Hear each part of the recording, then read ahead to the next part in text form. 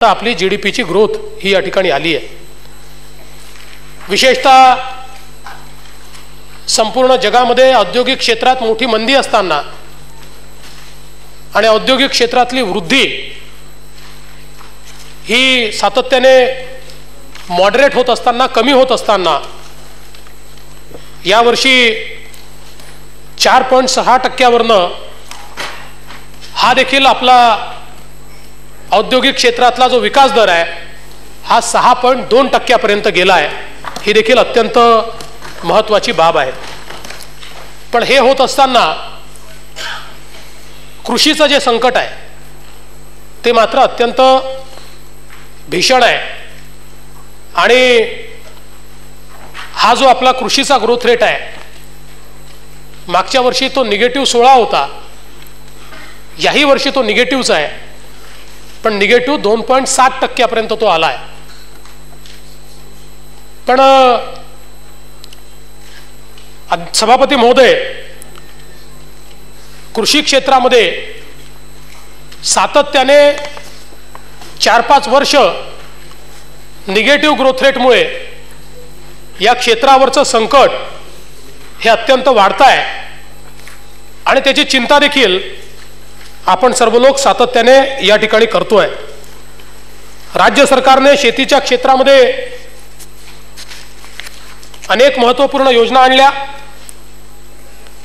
आणि या क्षेत्राला अधिक सस्टेनेबल आपल्याला कसं बनवता येईल, अधिक शाश्वत कसं बनवता येईल आणि गेले अनेक वर्ष ज्या कृषीच्या संकटातून आपण चाललो आहे त्याच्यावर आपल्याला मात कशी देता येईल याचाच प्रयत्न सुरू झाला। कृषी समृद्धी योजना असेल, आपण उस्मानाबाद आणि यवतमाळमध्ये पायलट प्रोजेक्ट घेतला। माननीय उच्च न्यायालयाने त्या पायलट प्रोजेक्टच्या संदर्भातलं प्रेझेंटेशन घेतलं, काही सूचना जरूर दिल्या, पण त्या ठिकाणी दोन्ही जिल्हाधिकाऱ्यांना त्यांनी समाधान व्यक्त केलं आणि अध्यक्ष महोदय, सभापती महोदय, या निमित्ताने खरं म्हणजे आपण वसंतराव नाईक शेती स्वावलंबन मिशन हे सुरू केलं होतं। आत्महत्याग्रस्त जिल्ह्यांमध्ये शेतकऱ्यांना मदत केली पाहिजे, त्यांच्याकरता व्यवस्था उभ्या केल्या पाहिजेत म्हणून हे आपण तयार केलं।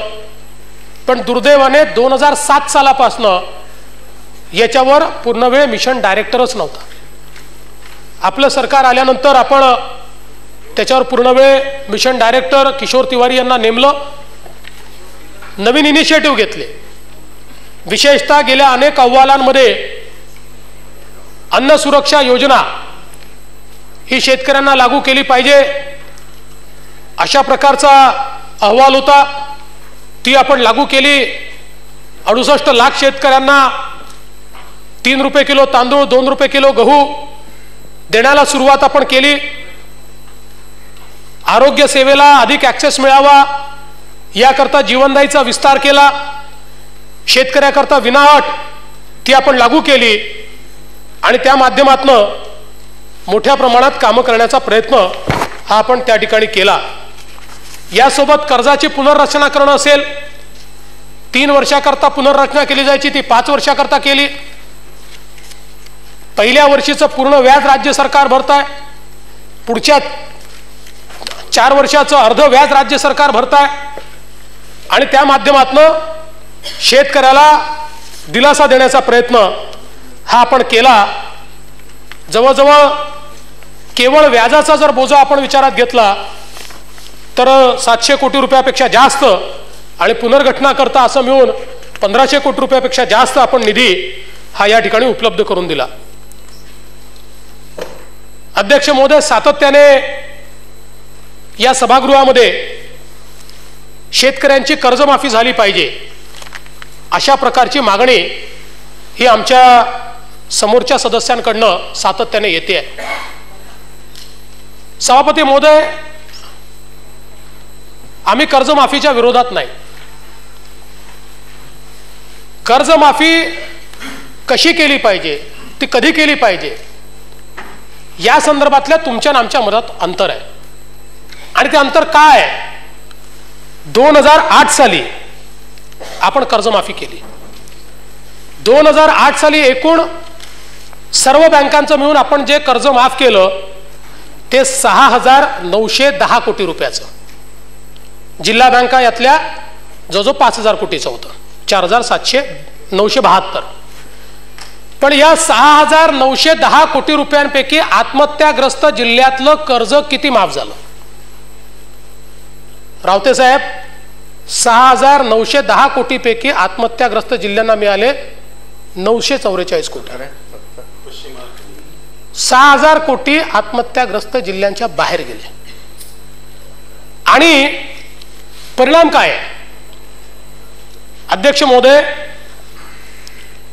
आपण ही कर्जमाफी केल्यानंतर आपल्याला उदाहरण देतो. आमचे माननीय माणिकरावजी या ठिकाणी नाही आहेत. पिंपरी बुटी गावाला मी गेलो होतो. त्या ठिकाणी काही योजना केल्या. मध्यंतरी एक न्यूज आली की पिंपरी बुटीच्या या शेतकऱ्याला कर्ज उपलब्ध झालं नाही, तो मुख्यमंत्र्यांना भेटला होता, काय फायदा आहे? लगेच मी म्हटलं असं कसं झालं? मग या शेतकऱ्याची माहिती घेतली. 9 साली कर्जमाफी त्याला मिळाली, लगेच 10 साली तो कर्जबाजारी झाला. आणि 10 साली कर्जबाजारी झाल्यानंतर हे जे 3 वर्षात कर्ज परत करा आणि पहिल्याच वर्षीचं व्याज लावा, याच्यामुळे त्याचं कर्ज वाढून 1,40,000 रुपयाचं झालं.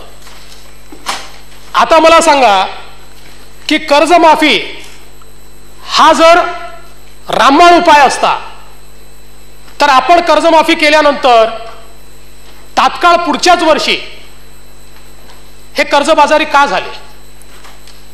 आणि एवढंच नाही आहे अध्यक्ष महोदय, सभापती महोदय, या ठिकाणी कर्जमाफीचा आणि आत्महत्यांचा संबंध आपण लावतो. मी असं म्हणत नाही की कर्जमाफी केल्याने आत्महत्या बंदच होत नाहीत. होतील, काही ना काही प्रमाणात होतील, होणार नाही असं नाही आहे.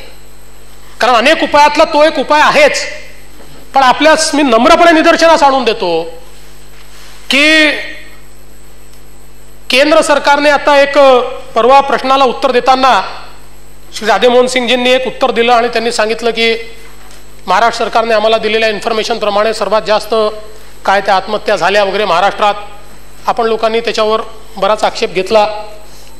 मी त्याच्या तपशिलात गेलो आणि खोलात गेलो आणि असं लक्षात आलं की आपण पाठवलेली जी इन्फॉर्मेशन आहे ती या ठिकाणून ज्या फॉर्मॅटमध्ये गेली त्याच्यामुळे त्या ठिकाणी त्यांनी तसं उत्तर दिलं. आणि म्हणून मी केवळ माझा मुद्दा मांडण्याकरता हे आकडे देतोय. कारण आत्महत्यांच्या आकड्यांच्या संदर्भात स्पर्धा नाही होऊ शकत. तुमच्याकडे जास्ती झाले का आमच्याकडे जास्ती झाले, मग तुमच्या काळात एवढ्या झाल्या आमच्या काळात एवढ्या झाल्या, ही स्पर्धा नाही होऊ शकत. कारण एकही आत्महत्या झाली तरी ती आपल्या सगळ्यांकरताच शर्मेची बाब आहे. पण आपण बघा 2004 साली 4,147 आत्महत्या झाल्या होत्या. 2006 साली 4,453 झाल्या होत्या. 7 साली 4,238 झाल्या होत्या. आपण कर्जमाफी केली.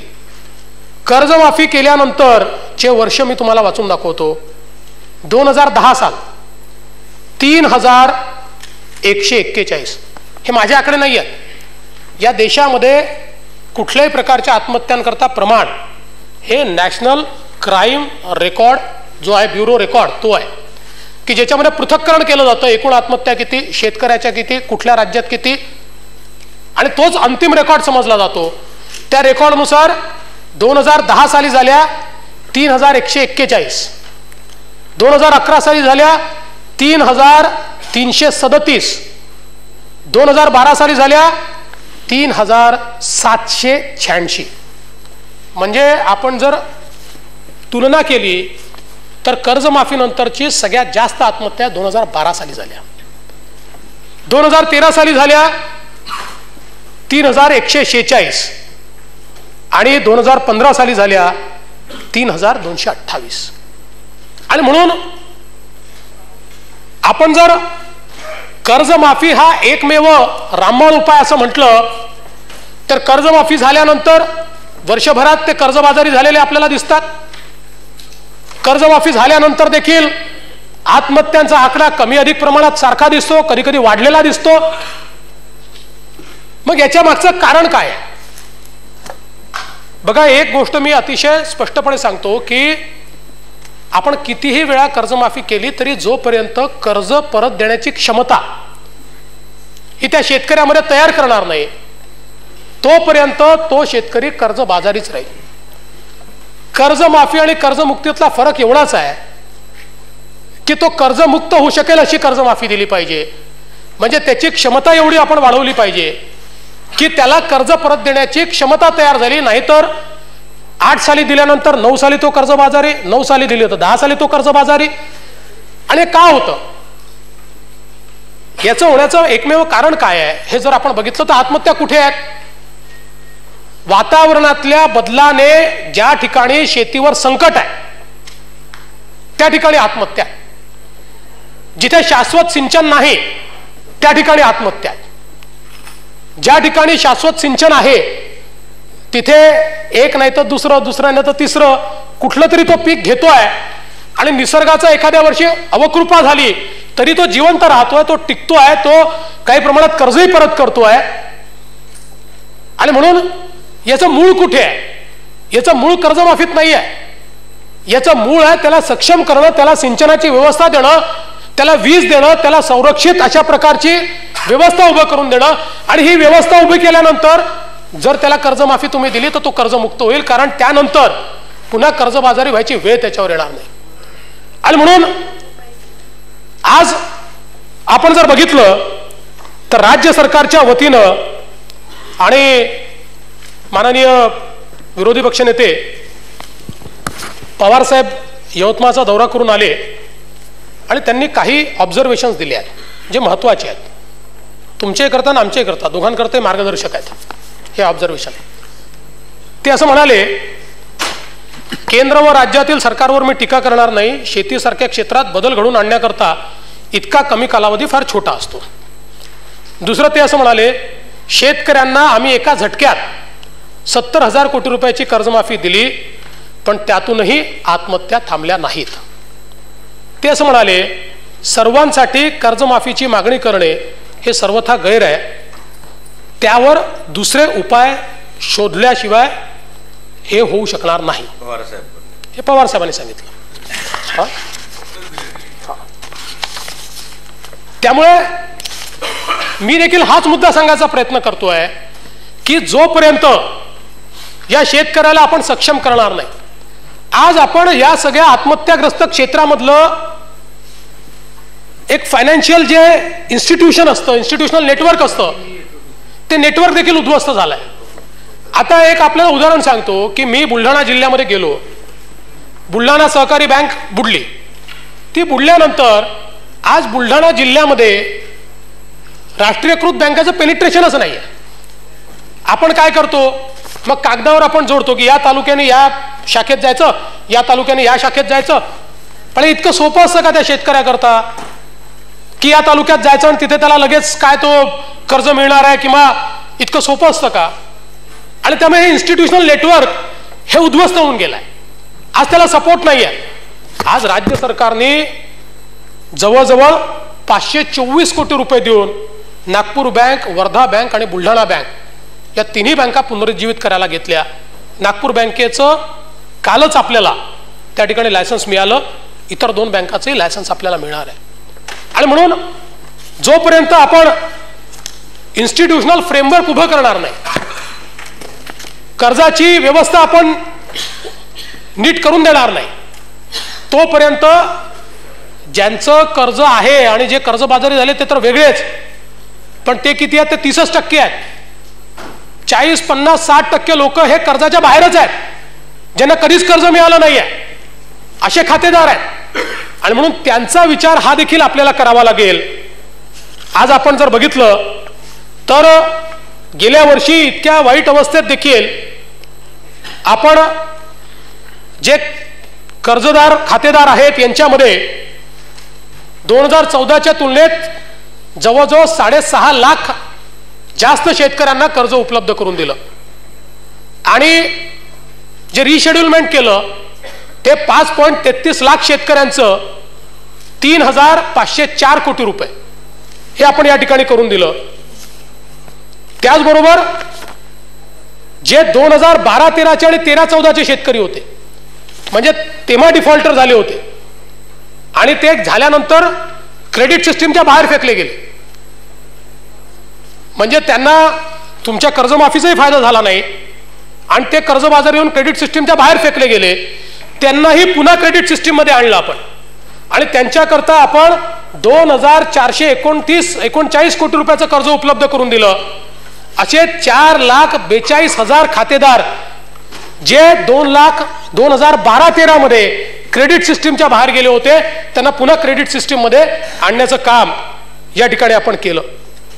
आणि याच्यातनं वेगवेगळ्या प्रकारची सिंचन क्षमता ही देखील तयार करायचं काम आपण हातामध्ये घेतलं. जलयुक्त शिवार योजनेच्या अंतर्गत आपण 6.10 म्हणजे 6,10,000 हेक्टर सिंचन क्षमता तयार केली आणि यातली 3.42 लाख हेक्टर ही विदर्भ आणि मराठवाड्यामध्ये तयार केली. म्हणजे जो ॲग्रेरियन किंवा तुमच्या कृषी संकटाचा एरिया आहे त्या ठिकाणी आपण ती तयार केली. 2,000 कोटी रुपये जवळपास याच्यावर खर्च केले, ॲडिशनल पुन्हा पैसे त्याच्यामध्ये आपण दिले आणि हे करत असताना मागेल त्याला शेततळ्याची योजना देखील आपण आणली. मागेल त्याला शेततळ्याची योजना आणण्याचं कारण काय आहे? मी लातूर जिल्ह्याच्या दौऱ्यावर गेलो होतो आणि संभाजी निलंगेकरांनी मला एका गावामध्ये नेलं.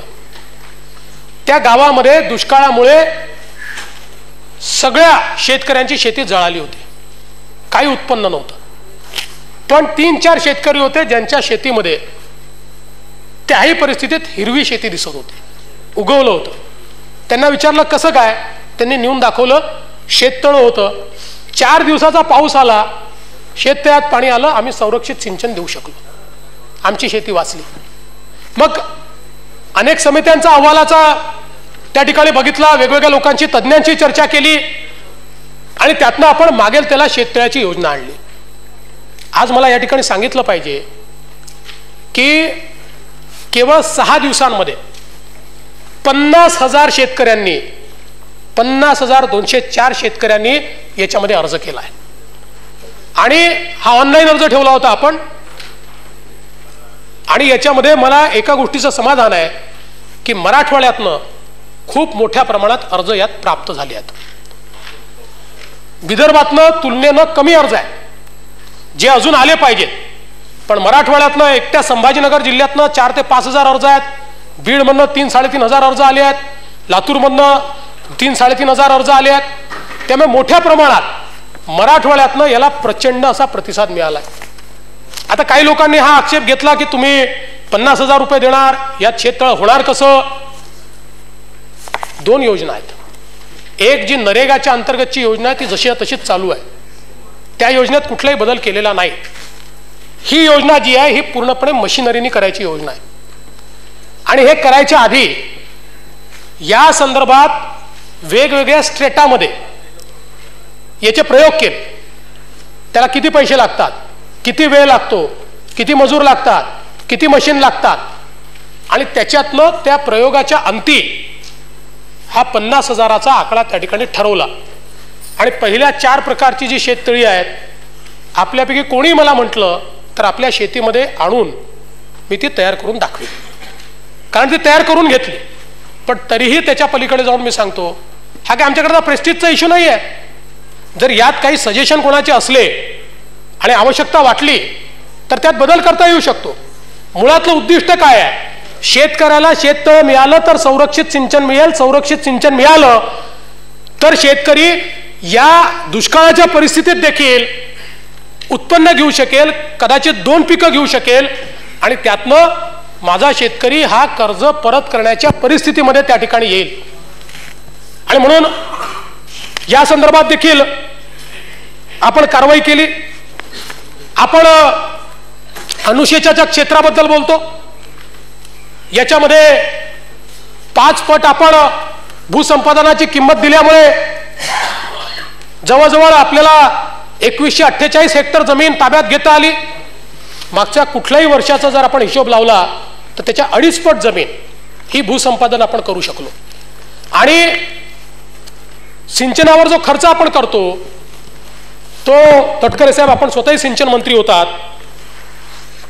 विदर्भामध्ये 12-13 मध्ये एकूण खर्च केला आपण 867 कोटी, 13-14 मध्ये केला 881 कोटी. आम्ही किती केला 15-16 मध्ये 2023 कोटी. विदर्भामध्ये 888 पासून 2023 कोटी. मला याची कल्पना आहे की यांनी सगळं बदलणार नाही आहे, पण सरकार गंभीरतेनं ज्या भागामध्ये अनुशेष आहे त्या भागामध्ये निधीची पळवापळवी बंद करून निधी खर्च करू लागलं. त्याचा परिणाम काय आहे? त्याचा परिणाम असा आहे की आपण मागील वर्षी म्हणजे जून 2014 पर्यंत म्हणजे एक वर्षाचा आपण जर हिशोब लावला तर आपण केवळ 3564 हेक्टर जेवढी जमीन सिंचनाखाली आणू शकलो होतो. या वर्षी आपण 9436 म्हणजे जवळजवळ 2.5 पट जमीन ही सिंचनाखाली आणू शकलो. आणि सिंचन विहिरीच्या संदर्भात आपलं माननीय पंतप्रधान आले होते तेव्हा घोषित केलेल्या धडक विहिरी, तेव्हा घोषित केलेल्या सिंचन विहिरी आपण पूर्ण करू शकलो नाही.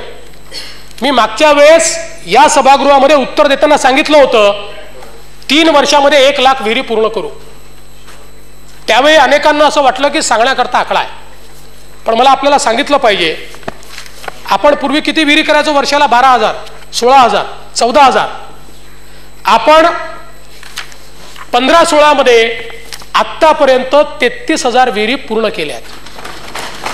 आणि वर्ष संपता संपता 40,000 विहिरी, म्हणजे 3 वर्षात 1 लाख विहिरी करायच्या आहेत. पहिल्याच वर्षी अमरसिंगजी 40,000 विहिरी या ठिकाणी आपण पूर्ण करतो आहोत.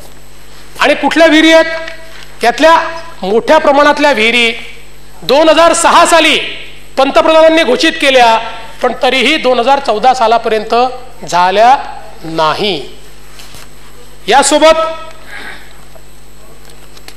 केवळ पाणी देऊन चालणार नाही, वीज देखील द्यावी लागेल.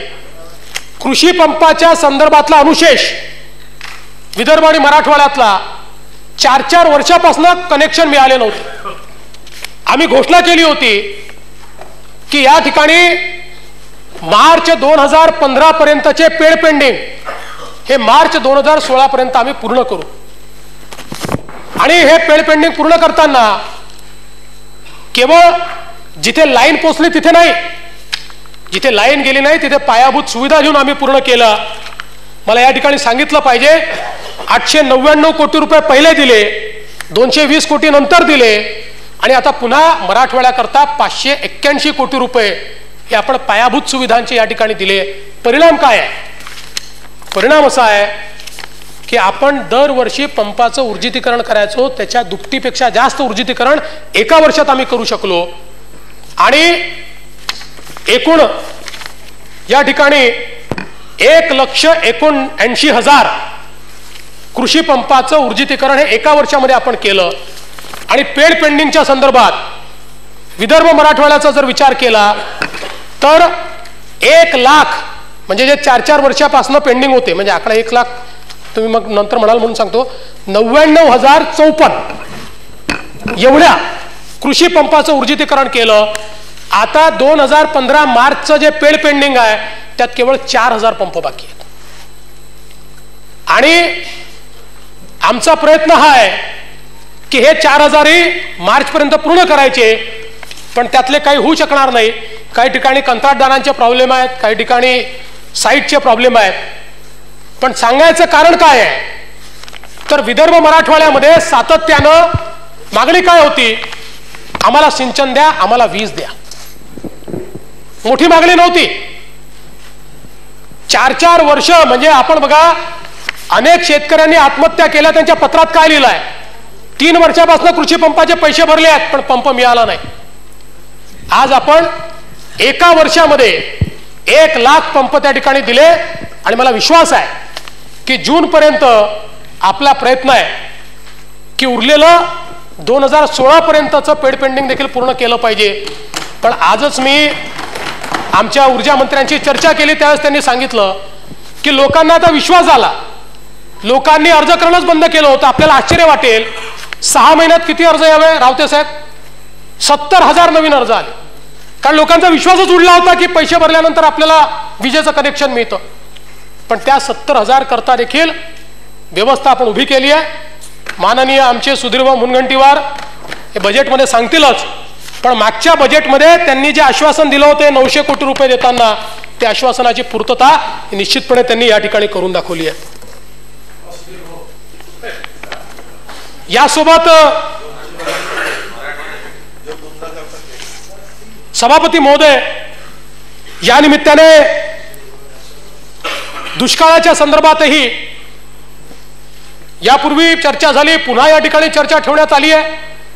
पण एक मुद्दा हा सातत्याने दोन्ही सभागृहात मांडला गेला की विदर्भातल्या काही जिल्ह्यांमध्ये आणेवारी 50% कमी येऊनही त्या ठिकाणी दुष्काळ जाहीर झाला नाही.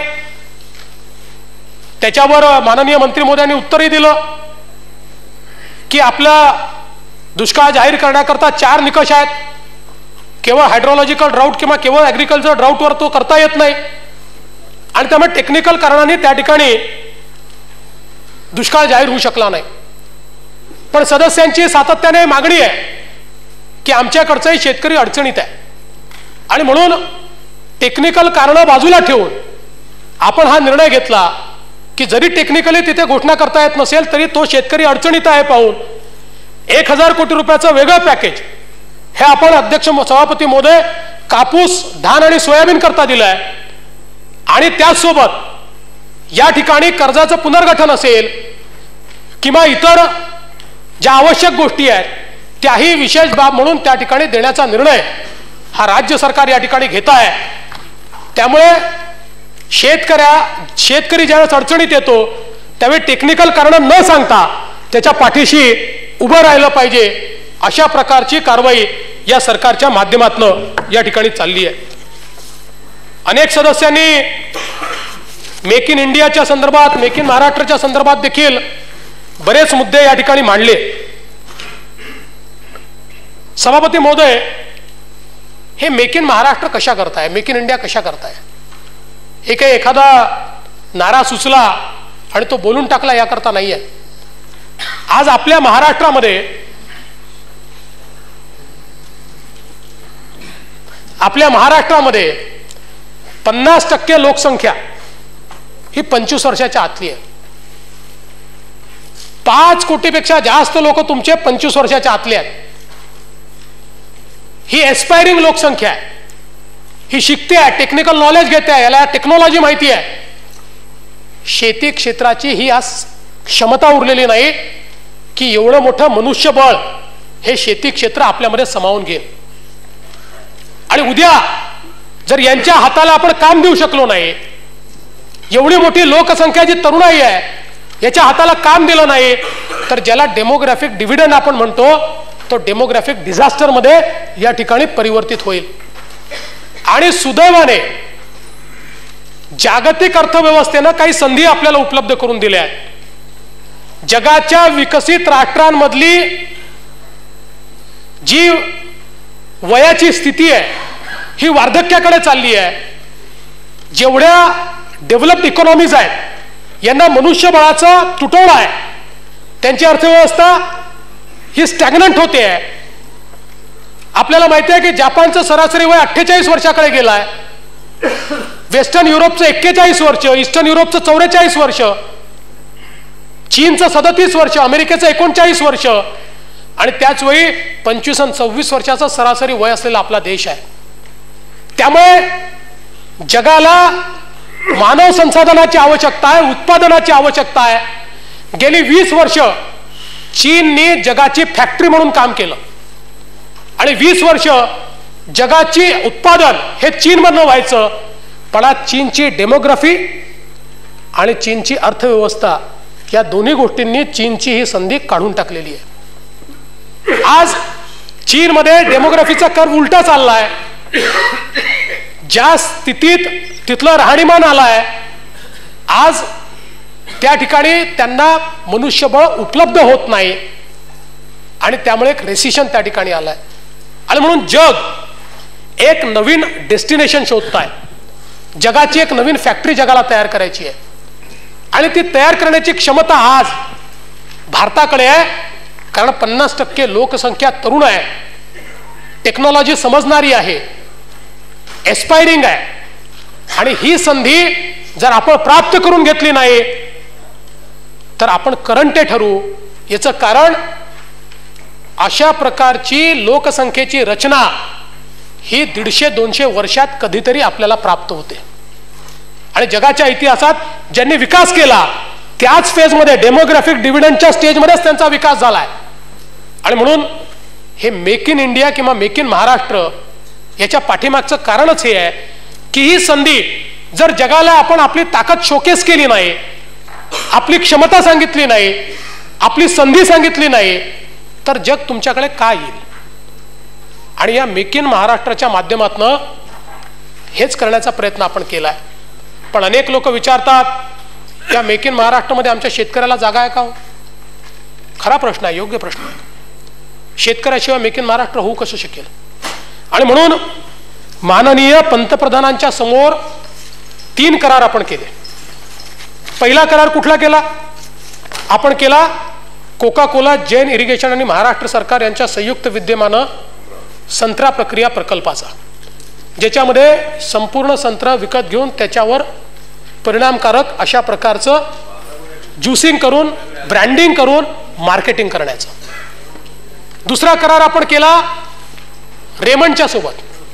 आपण जो इंटिग्रेटेड टेक्सटाईल पार्क तयार केला कापसापासनं कापडापर्यंत, या इंटिग्रेटेड टेक्सटाईल पार्कमध्ये आज अक्षरशः कापसापासनं कापडापर्यंत सगळे उद्योग आले आणि त्याचा अँकर उद्योग हा रेमंड झाला. आपण 30 वर्ष सांगतोय की कापूस उत्पादक शेतकऱ्याला न्याय द्यायचा असेल तर कापसावर व्हॅल्युएशन केलं पाहिजे आणि कापसापासनं तर कापडापर्यंत आणि कापडापासनं फॅशनपर्यंत सगळ्या गोष्टी एका ठिकाणी झाल्या पाहिजे. आज तेच आपण केलं. कोणीतरी विचारतं की या मेक इन इंडियामध्ये आदिवासीला जागा आहे का हो आमच्या? तो कुठे आहे? याच मेक इन महाराष्ट्रामध्ये, मेक इन इंडियामध्ये पहिलं पालघर जिल्ह्यामध्ये वारली क्लस्टर आपण तयार केलं. आणि वारली आर्टच्या जेवढे आर्टिसन आहेत यांना प्रशिक्षण देऊन 80 कोटी रुपये केंद्र सरकारच्या माध्यमातून आणि आपल्या माध्यमातून निधी देऊन या ठिकाणी हे क्लस्टर आपण त्या ठिकाणी तयार करतो आहोत की ज्या माध्यमातून हा जो आमचा गरीब आदिवासी आहे त्यालाही मार्केटची लिंकेज मिळेल. आणि त्याला नाव दिलंय वारली हाट. जशी दिल्ली हाट आहे तशी वारली हाट तयार केली आहे. आणि आपण आपल्या पॅव्हिलियन जे तयार केलं होतं त्या पॅव्हिलियनमध्ये आपण ह्या वारली क्लस्टरचा एक भाग ठेवला होता. इतक्या मोठ्या प्रमाणात त्या ठिकाणी विदेशी लोकांनी येऊन देखील ते काम बघितलं आणि निश्चितपणे ते ॲप्रिशिएट देखील केलं. आणि म्हणून मला असं वाटतं की केवळ टीकेने याच्याकडे पाहू नये, ही काळाची गरज आहे. आज इन्व्हेस्टमेंट आपल्याकडे आणणं यातनं रोजगाराची निर्मिती आपल्याला होणार आहे. आणि म्हणून या मेक इन महाराष्ट्राच्या निमित्ताने आपण IT पॉलिसी केली, प्रोक्युरमेंट पॉलिसी केली, रिटेल पॉलिसी केली, इलेक्ट्रॉनिक आणि फॅब पॉलिसी केली, SC ST उद्योजकता प्रोत्साहन धोरण केलं की ज्यातनं पहिल्यांदा इतक्या मोठ्या प्रमाणात SC ST उद्योजकांना थेट त्यांच्याकडनं खरेदी करण्याचं धोरण, त्यांच्याकरता आरक्षित ठेवण्याचं धोरण हे आपण या राज्यामध्ये आणलं. सिंगल विंडो सिस्टीम आपण आणली आणि त्या माध्यमातून उद्योग आपल्या राज्यात जास्तीत जास्त आले पाहिजे हा प्रयत्न आपण केला. इलेक्ट्रॉनिक आणि फॅब पॉलिसी आणल्यामुळे आज आपण 60,000 कोटी रुपयाचा MOU ट्विन स्टारशी केला आणि हा फॅब आणि इलेक्ट्रॉनिक्सच्या क्षेत्रात केला. पहिला देशातला पहिला प्रोजेक्ट हा फॅब आणि इलेक्ट्रॉनिक्सचा असेल. हा महत्वाचा काय? हा याकरता महत्वाचा आहे, इलेक्ट्रॉनिक्समध्ये सेमीकंडक्टर असतील, टीव्हीच्या स्क्रीन्स असतील, यातलं काहीही आपण आपल्या देशात बनवत नाही, हे पूर्ण आपण इम्पोर्ट करतो. आणि एस्टिमेशन असं आहे की 2031 सालापर्यंत आपला इलेक्ट्रॉनिकचा एक्सपोर्ट हा पेट्रोल डिझेलच्या तेलाच्या आपला इलेक्ट्रॉनिकचा इम्पोर्ट हा तेलाच्या इम्पोर्टपेक्षा जास्त असेल. इतक्या मोठ्या प्रमाणात आपण आपलं परकीय चलन त्याच्यावर घालू. आणि तेच जर आपण इथे करू शकलो, कोरिया असेल, तायवान असेल, चीन असेल, यांची प्रगती समृद्धी आली कुठनं? इलेक्ट्रॉनिक आणि फॅबमधनंच आली आहे. आणि ते जर आपण आपल्या देशामध्ये करू शकलो तर केवळ परकीय चलनच आपण वाचवणार नाही, मोठ्या प्रमाणात एम्प्लॉयमेंट देखील आपण तयार करू. आणि म्हणून ही पॉलिसी आपण तयार केली. केंद्र सरकारने पॉलिसी करून कॅपिटल सबसिडीची पॉलिसी तयार केली आणि त्यातलं पहिलं युनिट. आणि आपण हे करत असताना आपण सांगितलं की तुम्हाला जर सबसिडी हवी असेल केंद्राची आणि राज्याची, तर तुम्हाला मागास भागात यावं लागेल, विदर्भ मराठवाड्यामध्ये तुम्हाला यावं लागेल. आणि हा जो करार झाला आहे 60,000 कोटीचा, या करारामध्ये स्पष्टपणे नमूद आहे की त्यांना विदर्भ आणि मराठवाड्यामध्येच इलेक्ट्रॉनिक फॅबची इंडस्ट्री लावावी लागेल. आणि तरच त्यांना, कारण आपण पॉलिसीमध्येच सबसिडी जी काही केंद्र सरकारने दिली, आपली दिली, त्या पॉलिसीमध्येच आपण ही विदर्भ आणि मराठवाडा याच्याकरता ही पॉलिसी तयार केली आहे. हेच नाही तर मर्सिडीज असेल, फियाट असेल, आता अनेक आहेत, मी काही त्याचा सगळ्यांचा हिशोब देत नाही. पण मी खालच्या सभागृहातही सांगितलं की अनेक लोक असं म्हणतात की बाबा खरंच झाले का, 8 लाख कोटीचे झाले का, खरंच एवढे रोजगाराचं काही त्याच्यात आहे का. आणि म्हणून मी हा निर्णय केला, साधारणपणे कुठलंही राज्य झालेले MOU हे डिस्क्लोज करत नाही, कारण त्याच्यामध्ये 2 कारणं असतात, काही नॉन डिस्क्लोजर असतात आणि त्याच्याहीपेक्षा महत्त्वाचं, राज्यांमध्ये इतकी स्पर्धा आहे. म्हणजे ज्यावेळेस फॉक्सकॉन इथे आला पाहिजे हा प्रयत्न मी करत होतो आणि त्यांच्याशी ज्यावेळेस चर्चा चालली होती, त्यावेळी 3 राज्याचे CM हे त्यांच्या संपर्कात होते आणि त्यांना आपल्या राज्यात बोलवत होते. एवढंच नाही तर ट्विन स्टारची ज्यावेळी आम्ही हा MOU करायला पंतप्रधानांच्या दारासमोर होतो, त्यावेळी त्या स्टरलाइटचे जे अनिल अग्रवाल आहे, ते याच्यात एक कोरियन कंपनी आणि ते आहेत, त्यावेळी त्यांना उत्तर प्रदेशच्या मुख्यमंत्र्याचा फोन आला की जे महाराष्ट्र देत असेल त्यापेक्षा चांगलं द्यायला तयार आहे, माझ्याकडे या. इतकी कॉम्पिटिशन आज आहे, राज्यांमध्ये आहे. आणि म्हणून कुठलंच राज्य करत नाही. पण तरीही मला महाराष्ट्राच्या क्षमतेवर विश्वास असल्यामुळे मी असं ठरवलं की टॅब्युलर फॉर्ममध्ये कुठली इन्व्हेस्टमेंट, कुठल्या भागात आणि किती रोजगार, हे मी सभागृहाच्या पटलावर ठेवणार आहे. आणि आपण केवळ MOU करून थांबलेलो नाही, कारण एक MOU ट्रान्सलेट करायला मेहनत करावी लागते. आपण अनेक वेळा म्हणतो, आपणही बोललो आहात, आम्ही बोललो आहे की नुसतं MOU करून काय होतं. खरं आहे, नुसतं MOU करून होत नाही. इतक्या अडचणी असतात जमिनीवरच्या, त्याचं हँडहोल्डिंग करावं लागतं. आज चीन मधले उद्योजक मोठ्या प्रमाणात देशात येऊ इच्छितात. भाषेची अडचण आहे, भीती आहे, आपल्याशी व्यवहार राहिलेला नाही आहे, आपल्याला कोणी लुबाडणार तर नाही अशा प्रकारची भीती वाटते. त्याकरता हँडहोल्डिंगची व्यवस्था उभी करावी लागते, तेव्हाच इन्व्हेस्टर येऊ शकतो.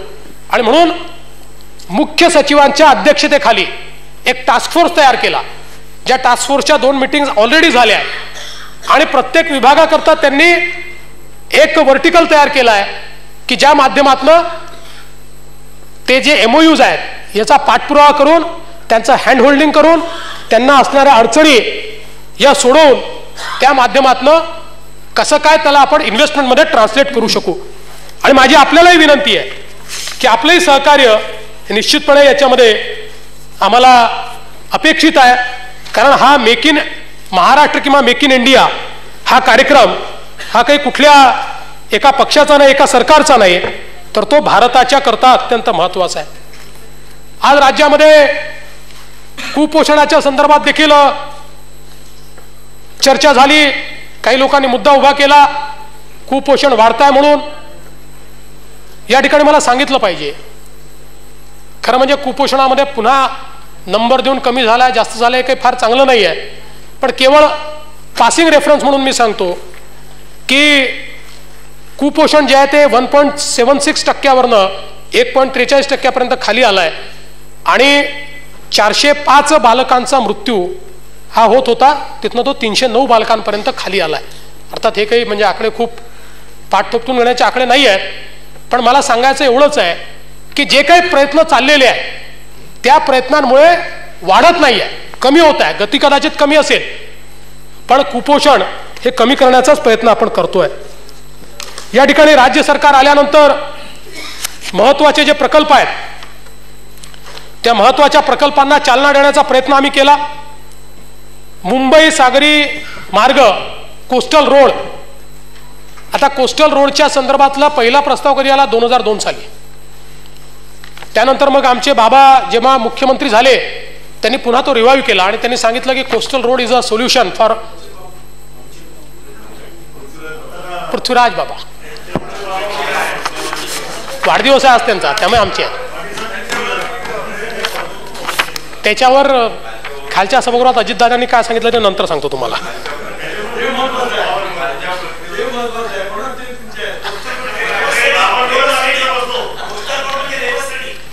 नाही नाही हो,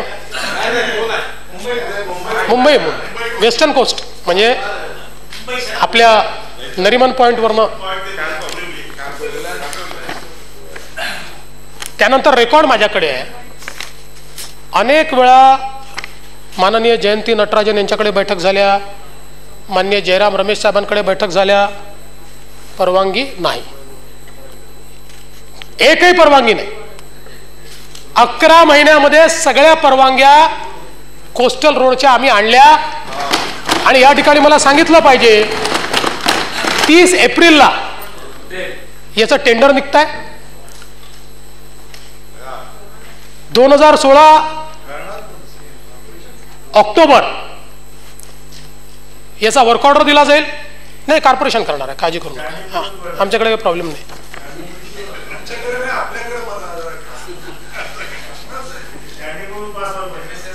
तुम्ही मदत कराल त्याला काय. आणि 15/7/2019 पर्यंत याचा पहिला टप्पा हा पूर्ण होईल. Mumbai trans harbour link. मी या सभागृहात पहिल्यांदा जेव्हा आलो ना भाई, तेव्हाच्या पहिल्या बजेटमध्ये आर्थिक पाहणीच्या अहवालात मुंबई ट्रान्स हार्बर लिंक, त्याची किंमत असं सगळं लिहिलं होतं. आणि मला सवय आहे त्यामुळे मी समजून घेतलं. काय इम्प्रेस झालो मी ती लिंक पाहिल्यानंतर. अशी सुंदर 22 किलोमीटरची, आणि कसं मुंबई आणि नवी मुंबई जवळ येणार आहे. त्यानंतर दरवर्षीच्या अर्थसंकल्पात ते होतं. परमिशन कुठलीही नाही.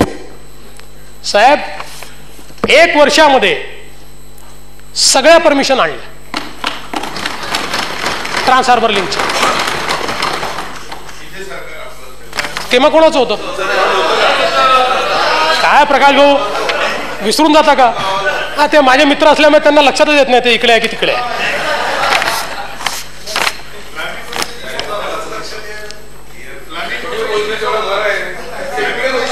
सगळं सॉल्व झालं. आणि अनेक अडचणी याच्यामध्ये आल्या. लोक कोर्टात गेले, तिथनंही आपण आणलं.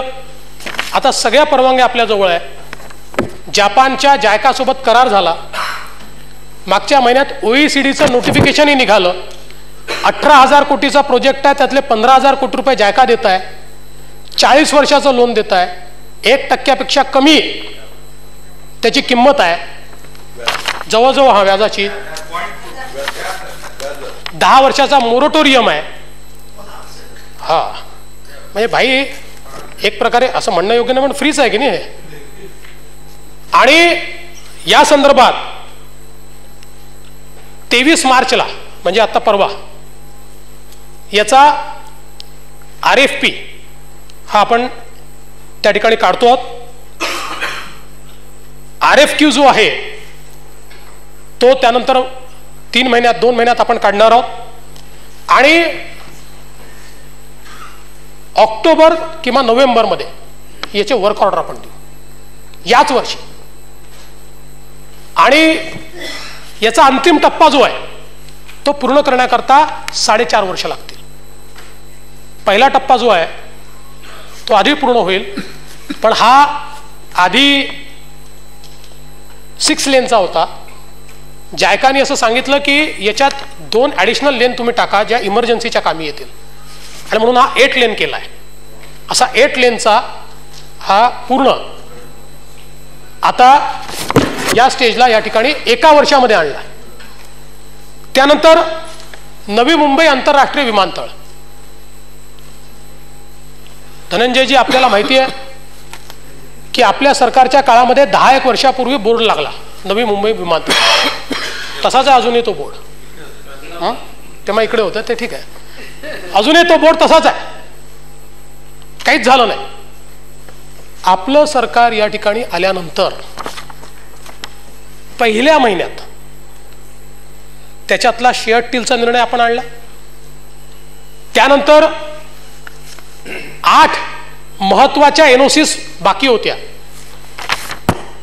आपल्याला आश्चर्य वाटेल, आपले माननीय पंतप्रधान दर 15 दिवसांनी एक व्हिडिओ कॉन्फरन्सिंग घेतात.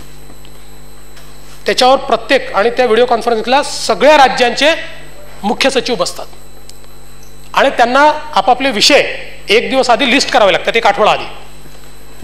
आपण त्याच्यामध्ये नवी मुंबई एअरपोर्टचा विषय लिस्ट केला. माननीय पंतप्रधानांचं व्हिडिओ कॉन्फरन्सिंग सुरू व्हायच्या दिवशी सकाळपर्यंत आपल्या मान्य मुख्य सचिवांच्या हातामध्ये 7 परमिशन्स आल्या. आणि व्हिडिओ कॉन्फरन्सिंगमध्ये माननीय पंतप्रधानांनी विचारलं की एक का आली नाही, तर ते जे केंद्राचे सचिव होते त्यांनी सांगितलं प्रोसेस झाली आहे, आम्ही 7 दिवसात देतो, आणि 7व्या दिवशी तीही मिळाली. किती दिवस मागत होतो या 8? 10 वर्ष मागत होतो, 10 वर्ष. संजय दत्त साहेब नाही मिळाले आपल्याला, 10 वर्षात नाही मिळाले. एका व्हिडिओ कॉन्फरन्सिंग मध्ये त्या मिळाल्या. आणि आता त्याची स्थिती काय आहे? प्री डेव्हलपमेंटचे जे वर्क आहेत त्याचं आता आपण 2 महिन्यामध्ये टेंडर देऊन टाकू. या 2 प्रकारचं काम आपल्याला करायचं आहे. प्री डेव्हलपमेंटचं काम स्वतः सिडको करते आणि त्याच्यानंतर मग एअरपोर्टचं काम हे कन्सेशनर करतोय. त्याचं 2 महिन्यात आपण टेंडर देऊ, म्हणजे उघडता आत्ताच आहे, एक मला वाटतं 15 दिवसात उघडत आहे, पण वर्क ऑर्डर द्यायला 1 महिना त्याच्यानंतर लागेल. लँड ॲक्विजिशन 260 हेक्टरचे अवॉर्ड्स त्याचे झालेले आहेत. त्यानंतर RFP हा त्याचा RFQ जो आहे तो RFQ झाला. त्यात 4 बिडर्स शॉर्टलिस्ट झाले. त्याचा जो RFP आहे तो RFP पुढच्या कॅबिनेटला, कारण त्याला आपल्याला हे सगळं केल्यानंतर सिक्युरिटी क्लिअरन्स, केंद्र सरकारचा क्लिअरन्स सगळ्या डॉक्युमेंटला घ्यावा लागतो. प्लॅनिंग कमिशनचा म्हणजे नीती आयोगाचा क्लिअरन्स, इकॉनॉमिक अफेअर्स मिनिस्ट्रीचा, ते सगळं करून आता आपल्याकडे आले पुढच्या कॅबिनेटला, किंवा जी कुठली आता कॅबिनेट असेल त्या कॅबिनेटला आमच्यासमोर हा प्रस्ताव येईल. आणि त्यानंतर हे RFP याला मान्यता दिल्यानंतर त्याची फायनान्शियल बीड, त्याला जो काही स्टॅट्युटरी वेळ लागेल तो वेळ दिल्यानंतर याच वर्षी याचा फायनल वर्क ऑर्डर होईल, याचं काम सुरू होईल. आणि याचं काम जे आहे ते काम ॲक्च्युअली सुरू करायचं आहे, कारण जे प्री डेव्हलपमेंटचे वर्क आहेत ते 2017 पर्यंत चालणार आहे. आणि त्यामुळे मार्च 2017 पासून प्री डेव्हलपमेंटचे वर्क संपून हे काम आपल्याला सुरू करायचं आहे. आणि याचे ज्या टाइमलाईन्स आहेत त्या टाइमलाईन प्रमाणे डिसेंबर 2019 मध्ये याच्यावरनं पहिलं विमान उडेल आणि 10 मिलियन पॅसेंजर, 1 कोटी पॅसेंजरला हँडल करायची कॅपॅसिटी या नवी मुंबई एअरपोर्टची. आणि त्याच्यात दुसरी सोय त्यांना अशी दिली आहे की ते फेजेसमध्ये करू शकतात. म्हणजे पहिल्याच दिवशी काही 1 कोटी प्रवाशांची आवश्यकता नाही आहे, ते 40 लाखांची व्यवस्था करून एअरपोर्ट सुरू करू शकतात आणि 2019 पर्यंत उर्वरित व्यवस्था उभ्या करू शकतात. त्यासोबत आपण जर इतर मेट्रोच्या संदर्भातला विचार केला तर मेट्रो लाईन 7, म्हणजे सरकारची गतिशीलता कळावी म्हणून मी फक्त बोलतोय की मे 2015 मध्ये निर्णय केला. त्याचा DPR करण्याकरता जून 2015 मध्ये दिल्ली मेट्रो कॉर्पोरेशनची नेमणूक केली. ऑगस्ट 2015 मध्ये DPR सादर झाला. 26 ऑगस्ट 2015 ला प्राधिकरणाची मान्यता झाली. 6 ऑक्टोबर 2015ला मंत्रिमंडळाची मान्यता झाली. 17/12/2015ला निविदा मागवण्यात आल्या. 29/2/2016ला निविदा सादर झाल्या आणि प्रत्यक्ष कामाची सुरुवात 30/4/2016ला होते. लेस दॅन 1 कॅलेंडर इयर. एका कॅलेंडर इयरच्या आत आपण ज्या मेट्रोचं भूमिपूजन 2008 साली केलं, 7 साली केलं, तसं कामही सुरू नाही करू शकतो. त्यानंतर मेट्रो 2A दहिसर ते DN नगर सेम मे 2015ला पहिली मान्यता दिली. जून 2015ला DPRची मान्यता दिली. या दोघांमध्ये केवळ 1 महिन्याचा फरक आहे. 31/5/2016ला याचं काम सुरू होईल. आणि ही दोन्ही कामं नाही, हे PPP नाही आहे, EPC आहे. आणि हे दोन्ही जे कामं आहेत जून 2019 पर्यंत पूर्ण होतील. त्यानंतर मेट्रो 3च्या संदर्भात आपल्याला माहिती आहे संजय दत्त साहेब, 11 सालीच आपण त्याचा आराखडा तयार केला, त्याचे एस्टिमेट तयार केले, RFP केलं, RFQ केलं, पण ते काही झालं नाही. आम्ही एका वर्षामध्ये RFQ केलं, RFP केलं. जायकाशी याचंही टायप जायकाचं आहे. जायका आपल्याला इथे भाई जवळजवळ 20,000 कोटीचं कर्ज देते 40 वर्षाकरता, 1% आत, 10 वर्षाचा मोरटोरियम. मला असं वाटतं की मुंबईकरता याच्यापेक्षा फिजिबल. आणि मेट्रोचं असं आहे की पब्लिक ट्रान्सपोर्टमध्ये मेट्रो ही एकमेव अशा प्रकारचं पब्लिक ट्रान्सपोर्ट आहे की जे अर्ध्या किलोमीटरवर स्टेशन ठेवता येतं. अर्ध्या. आपली जी लोकल ट्रेन आहे त्याचं स्टेशन हे 2 ते 2.5 किलोमीटरवर येतं आणि त्याच्यामुळे मधल्या लोकांना ती केटर करू शकत नाही. आणि म्हणून मग त्याला ॲडिशनल पब्लिक ट्रान्सपोर्ट लावावा लागतो. मेट्रोला तसं नाही आहे. आणि म्हणून जगामध्ये मेट्रो आणि टर्नअराउंड टाईम फास्ट असतो मेट्रोचा. आणि म्हणून मेट्रो हे एक बेसिक ट्रान्सपोर्ट करून त्याला मग बस असेल, ट्रेन असेल, असं एक इंटिग्रेशन आपल्याला करावं लागतं. तर आहे ना, तो प्रश्न आहेच. आपल्याला सगळ्यांना मिळून सोडवायचा आहे. हे काय आपल्या घरची थोडी आहे की मेट्रो.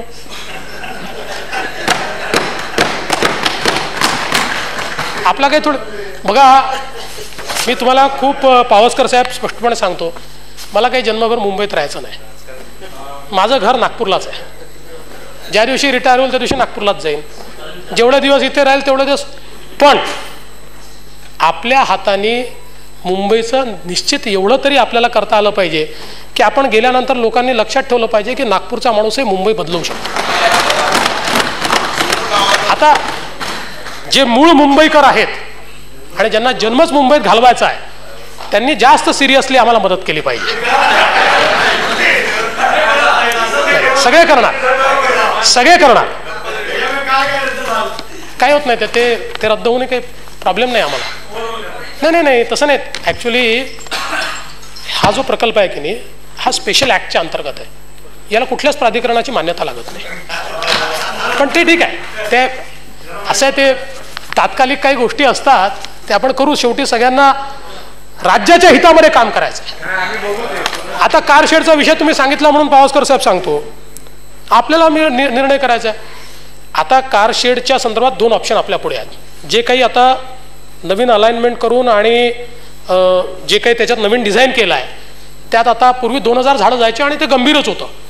आता जर कारशेड तिथे करायचं ठरवलं तर 350-400 झाडं हे आपल्याला कापावे लागतात. पण त्यातलं एक्झॉटिक किंवा एक्सटेंट असं कुठलं स्पीशीज नाही, नॉट अ सिंगल. त्यामुळे हे रिप्लॅन्टही करता येतात. त्याच्या आगे 3000 झाडंही लावता येतात आपल्याला, म्हणजे लावाच लागणार आहेत. ती जागाही उपलब्ध आहे. पण ते नाही करायचं ठरवलं तर आपल्याला 1-1.5 किलोमीटर पलीकडे घेऊन जावी लागते. जी जागा आपण पाहिली आहे ती कोर्टातनं होईल क्लिअर. ती मार्शी लँड असल्यामुळे त्याच्या डेव्हलपमेंटवर 1,500 कोटी रुपये खर्च करावे लागतील.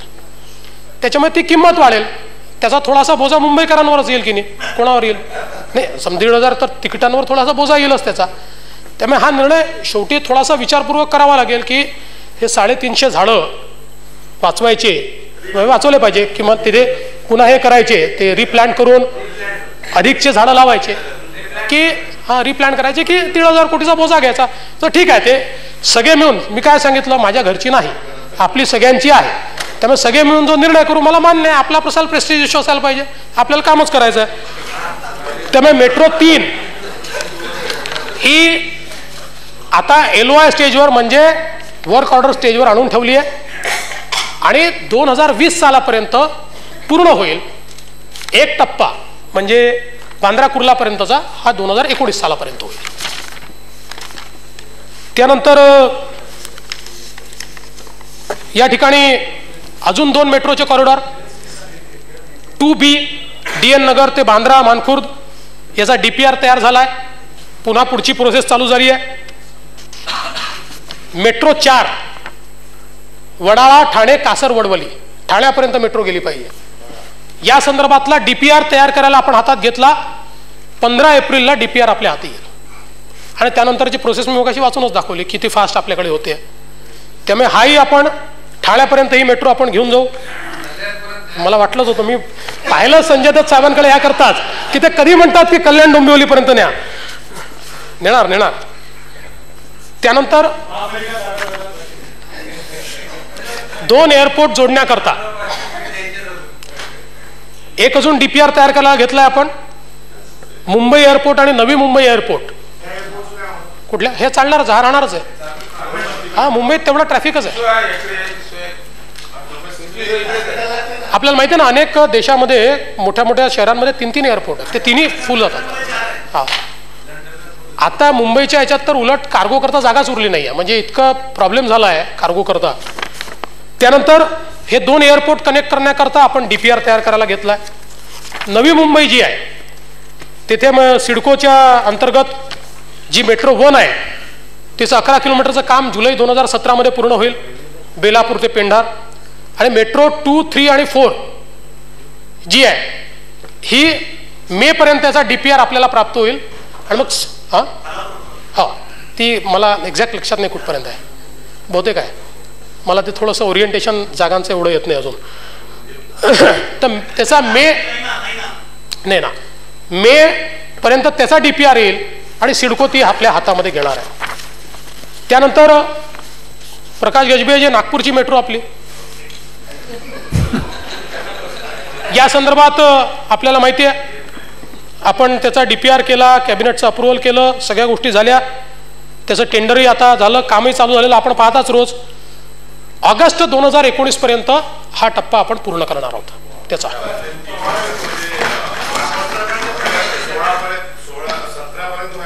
नाही हो, एवढं फास्ट नाही होत. त्याकरता मला त्या ठिकाणी त्या मेट्रोचा मॅनेजिंग डायरेक्टर म्हणून प्रकाश सूर्यभानजी गजभिये यांनाच अपॉइंट करावं लागेल, तर 17 पर्यंत होऊ शकेल, नाही तर काही शक्यता नाही आहे. त्याचप्रमाणे छत्रपती शिवाजी महाराजांचं स्मारक आता आपल्यालाही माहिती आहे कधी आपण हा निर्णय केला, इतके वर्ष निर्णय झाला, पुन्हा त्याचा पुणे मेट्रो नंतर येतो. पुणेकर म्हणजे सगळे एवढे मजबूत लोक आहेत की त्यांच्यासमोर माझा टिकाव लागत नाही, पण पुणे मेट्रो होईल, काळजी करू नका. मागे बसलेच आहेत बापट साहेब. इकडे इकडे इकडे इकडे नाही, पण असे आहेच. त्याला बापट मेट्रो म्हणावं सर. छत्रपती शिवाजी महाराजांच्या स्मारकाच्या संदर्भात पुन्हा आपल्याला माहिती आहे आराखडा तयार केला, म्हणजे ते मॉडेल तयार केलं जेजेनी, पण परमिशन नाही. पुन्हा जयराम रमेश साहेबांकडे बैठक झाली, जयंती नटराजन मॅडमकडे बैठक झाली. त्यांनी सांगितलं की बाबा समुद्रामध्ये छत्रपतींचं स्मारक बनवण्याचं आमच्या CRZ मध्ये नोटिफिकेशनमध्ये बसत नाही, त्यामुळे आम्ही मान्यता देऊ शकत नाही. मान्यता नाकारली. साहेब आपलं सरकार आल्यानंतर मी गेलो, एक बैठक लावली. मी जावडेकर साहेबांना म्हटलं की महाराष्ट्राच्या अस्मितेचा प्रश्न आहे, महाराजांना जागा मिळणार नाही तर कोणाला मिळेल. त्यांनी पहिल्याच बैठकीत सांगितलं की या संदर्भात CRZ नोटिफिकेशन आम्ही अमेंड करणार. 2 महिन्यात अमेंड झालं, सजेशन ऑब्जेक्शन झाले, लोक कोर्टापर्यंत गेली, फायनल झालं आणि आपल्याला मान्यता मिळाली. आणि आज साहेब महाराजांच्या स्मारकाच्या संदर्भात मुंबई पोर्ट ट्रस्ट मिळाली, मेरीटाईम बोर्ड मिळाली, नॅचरल हिस्ट्री सोसायटी मिळाली, मत्स्य व्यवसाय मिळाली, आयुक्त मुंबई मिळाली, MOF CR2 क्लिअरन्स मिळालं, कोस्टगार्ड क्लिअरन्स मिळाला, MOF पर्यावरण विषयक परवानगी मिळाली, नॅशनल सिक्युरिटी गार्ड मिळाली, आयुक्त मुंबई महानगरपालिका मिळाली, महासंचालक बेस्ट मिळाली, सगळ्या परवानग्या ऑल नाही झालं तेही झालं, सगळं झालं, सगळ्या झाल्या. मी तो तो तो तो त्या ड्राफ्टचा याच्याशी काही संबंध नाही, त्याचा काही संबंध नाही, त्याला काही संबंध नाही. Is a special amendment. नाही नाहीच राहिलं, काळजीचं कारण नाही आहे. त्यामुळे महाराजांच्या स्मारकाच्या संदर्भात 1 वर्षाच्या आत सगळ्या 12 तुम्ही मागत होतात मिळत नव्हत्या, त्या सगळ्या आम्हाला मिळाल्या.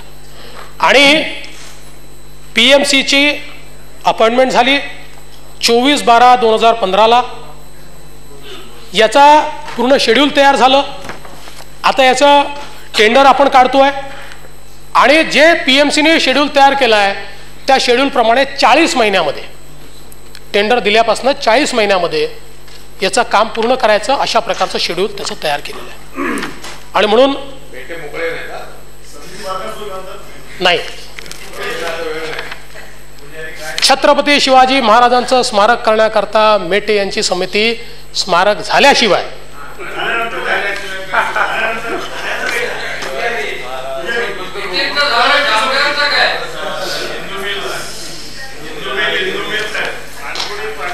इंदू मिलचंही झालं, काळजी करू नका, झालं.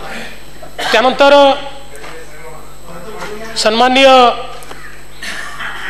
आमचे सर्वांचे आणि कदाचित तुमचेही ज्येष्ठ नेते माननीय बाळासाहेब ठाकरे यांच्या स्मारकाच्या संदर्भात देखील काही लोकांनी प्रश्न उपस्थित केला. काय झालं का, नुसती घोषणा आहे का? राज्य सरकारने निर्णय घेतला, त्या निर्णयाच्या संदर्भातली पूर्ण कारवाई पूर्ण करून महानगरपालिकेला कळवलं.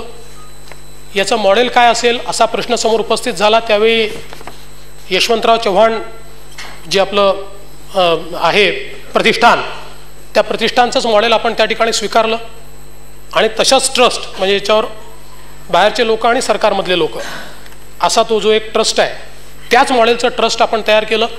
फक्त त्या ठिकाणी माननीय पवारसाहेब अध्यक्ष आहेत, त्या ठिकाणी माननीय उद्धवजी ठाकरे अध्यक्ष राहणार आहेत, त्याचीही आपण पूर्ण कारवाई केली. आता ते रजिस्ट्रेशन अंतिम टप्प्यामध्ये आहे. ते झाल्याबरोबर याची पुढची कारवाई ही देखील या ठिकाणी सुरू होईल. नाही, कोणाच्याच मनात नाही आहे.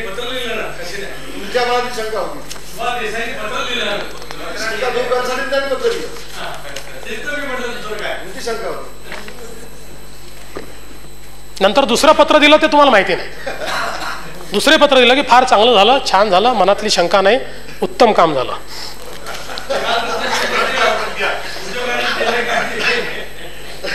सभापती महोदय, नागपूर ते मुंबई कम्युनिकेशन सुपर एक्सप्रेसवे 14 जिल्ह्यांचं भाग्य ज्याच्यातनं बदलू शकतं. आपल्याला माहिती आहे की मुंबईला एक लोकेशनल ॲडव्हान्टेज आहे. JNPT सारखा पोर्ट असल्यामुळे आज देशाचं आर्थिक राजधानी आपण बनलो आणि या पोर्टचा जो फायदा आहे तो पुण्यापर्यंत, नाशिकपर्यंत काही प्रमाणात जातो, पण त्याच्या पलीकडे जात नाही. आणि महाराष्ट्राच्या सगळ्या भागांमध्ये खूप पोटेन्शियल आहे. ॲग्री इंडस्ट्री असेल, मॅन्युफॅक्चरिंग असेल, पण याकरता पोर्ट कनेक्टिव्हिटी महत्त्वाची असते. आणि म्हणून हा जो रस्ता आपण MSRDCच्या माध्यमातून हातामध्ये घेतला आहे, आज देशामधला सगळ्यात मोठा जो एक्सप्रेसवे झाला आहे ग्रीनफील्ड, तो यमुना एक्सप्रेसवे आहे जो 190 किलोमीटरचा आहे. हा देशातला सगळ्यात मोठा असलेला 800 किलोमीटरचा एक्सप्रेसवे आहे.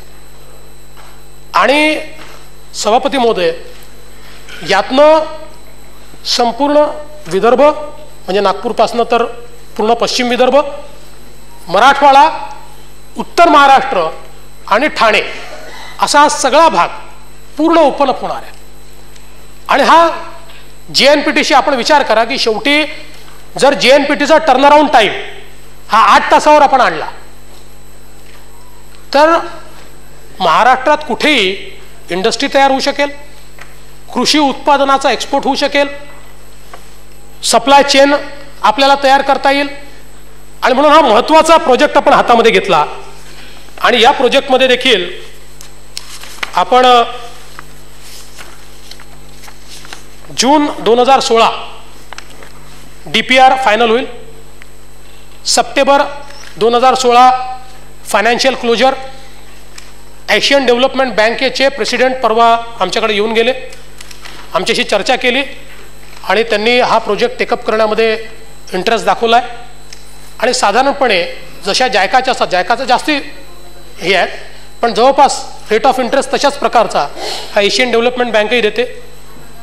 आणि त्यांनी त्यासोबत एक मलेशियन गव्हर्नमेंटने आम्हाला प्रपोजल दिला आहे की गव्हर्नमेंट टू गव्हर्नमेंट आम्हाला ते आम्ही बिल्ट आणि फायनान्स करू हा रोड.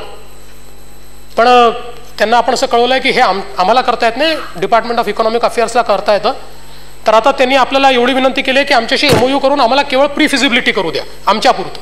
तर ती आपण त्यांना परवानगी देणार आहोत. आणि प्री फिजिबिलिटी नंतर त्यांचा प्रपोजल चांगला असेल तर केंद्र सरकारशी विचारविनिमय करता येईल. त्यामुळे फायनान्शियल क्लोजर आपण करणार आहोत. लँड ॲक्विजिशनचं एक नवीन मॉडेल आपण त्याच्यामध्ये आणतो आहोत की ज्यातनं शेतकऱ्यांना मोठ्या प्रमाणात फायदा होईल. आणि साधारणपणे याचे जे पॅकेजेस आहेत हे पॅकेजेस सगळे तयार करून डिसेंबर 2016 आपल्याला याचं टेंडर अवॉर्ड करता आलं पाहिजे अशा प्रकारचं याचं नियोजन केलं आहे. आणि पूर्ण ऑल लेन्स आणि कंप्लीट रोड हा 2020 साली डिसेंबरपर्यंत पूर्ण करायचा आहे. पण त्याचा फेज 1 जो आहे हा 2019 साली आपल्याला त्या ठिकाणी तयार करायचा आहे.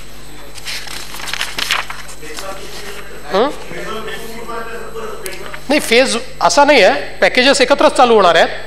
पण पहिले 2 लेन, मग 4 लेन, मग 6 लेन, तर मोटरेबल पूर्णच होईल.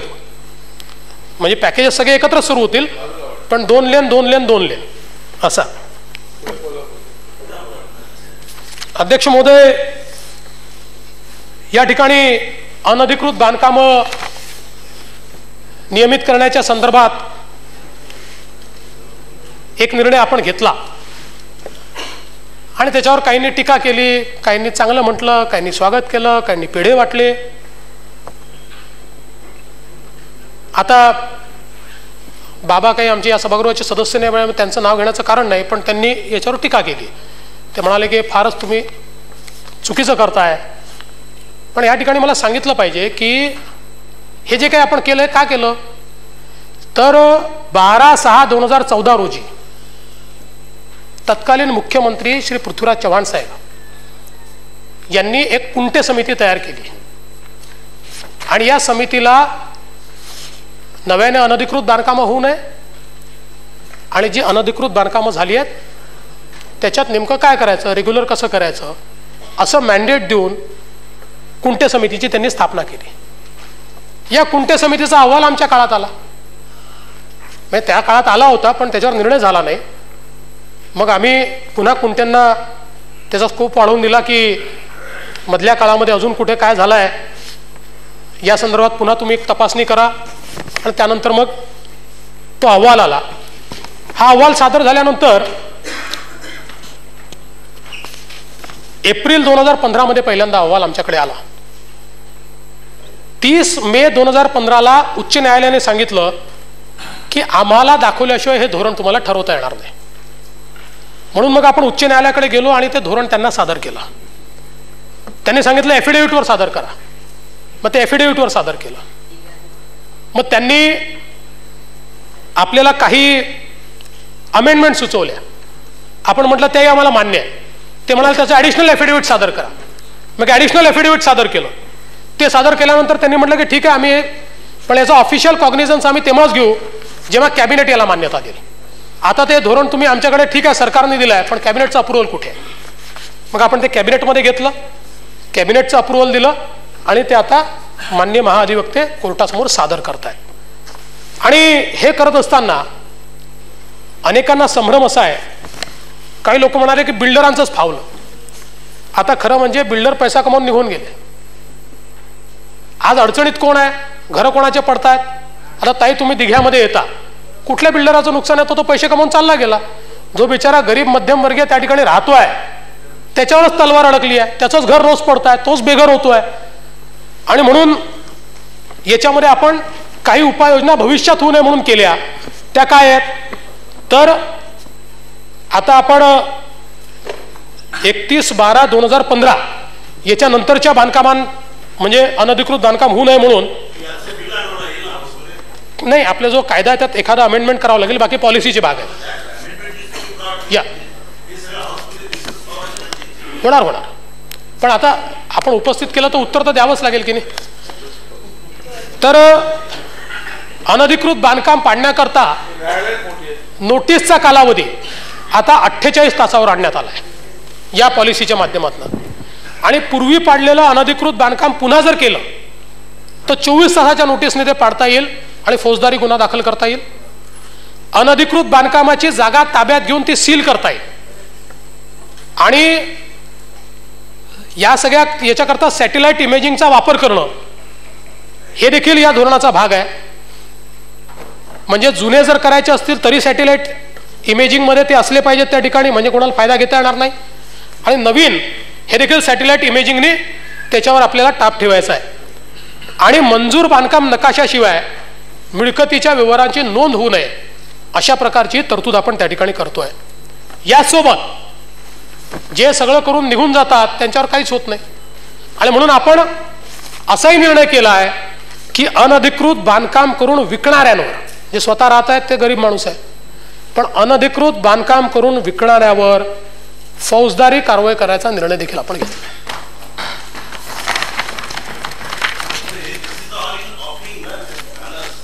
धोरणात साहेब, धोरणात यातल्या सगळ्या गोष्टी आपल्याला याला नाही आणाव्या लागत. कायद्यामध्ये एखाद दुसराच बदल आहे, बाकी धोरणाचा भाग आहे आपल्या.